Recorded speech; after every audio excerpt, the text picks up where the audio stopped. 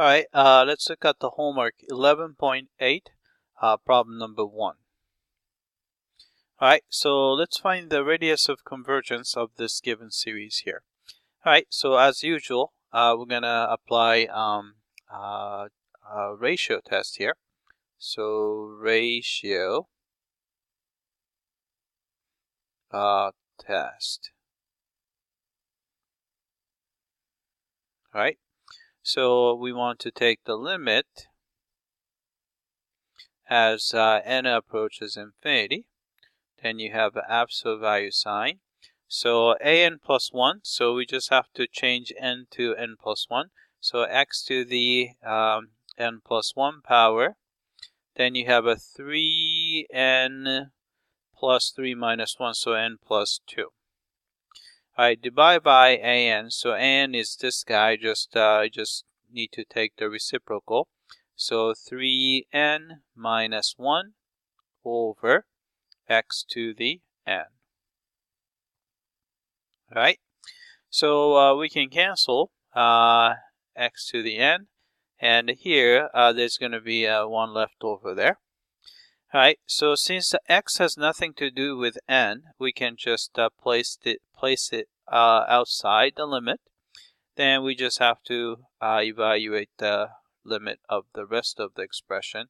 So n approaches infinity, so you have a 3n minus 1 over 3n plus 2.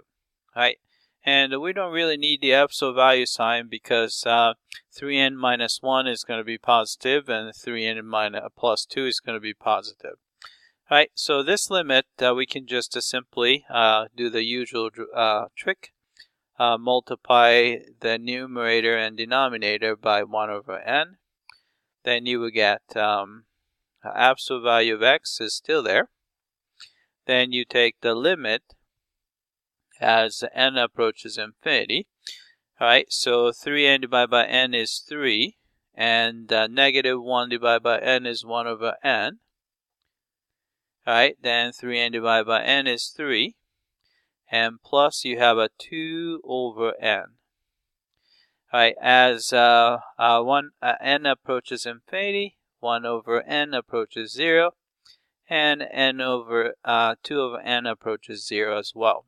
Alright, and 3 divided by 3 is going to be 1.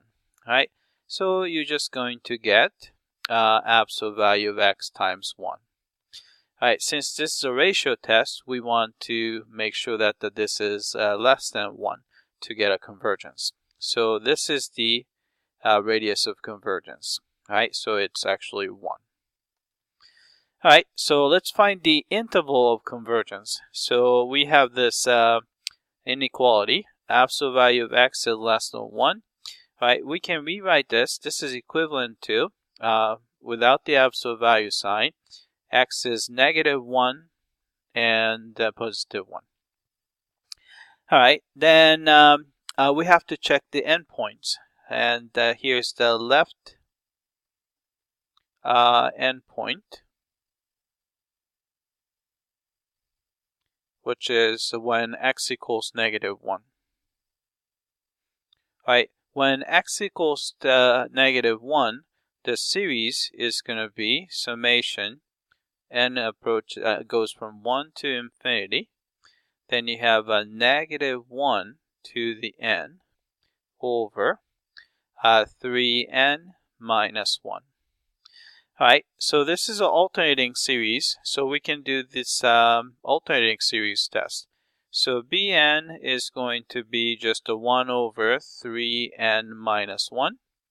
Alright, if you look at the bn plus 1, that will be 1 over 3n plus 3 minus 1, so plus 2. Alright, since denominator is larger, so fraction is smaller. Alright, so the first condition checks out.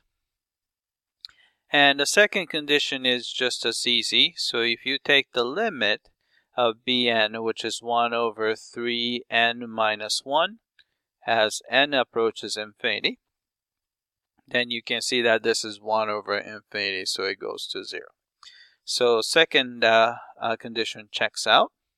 So this means that we have a convergent sequence, convergent series, I should say. This is by alternating series test.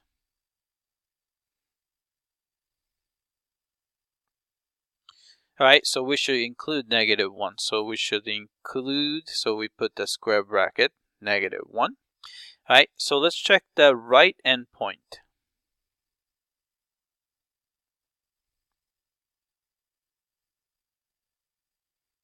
Alright, so when x is equal to +1, then you would have this series, summation, n goes from 1 to infinity, 1 over 3n minus 1. Alright, I'm going to make this guy a little bit smaller by eliminating -1 on the bottom. Alright, so I'm making the denominator slightly larger, so the fraction is going to be smaller. Alright, and 1/3 is just a constant, so I'm going to place it outside, so you have 1/3. Then you have a summation, n goes, that's n. N goes from 0 to 1 to infinity of 1 over n. Alright, we know that this guy is divergent because this is just a harmonic series.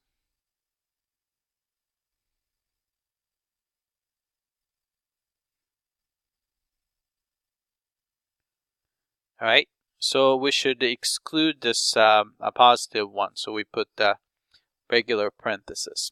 Alright, so let's type it in. Alright, radius of convergence is 1, and the interval is from -1 including, +1 excluding. Alright, so let's submit for testing. Alright, looks like we got the radius of convergence and the interval convergence correctly. Alright, that's it. I hope that this was clear.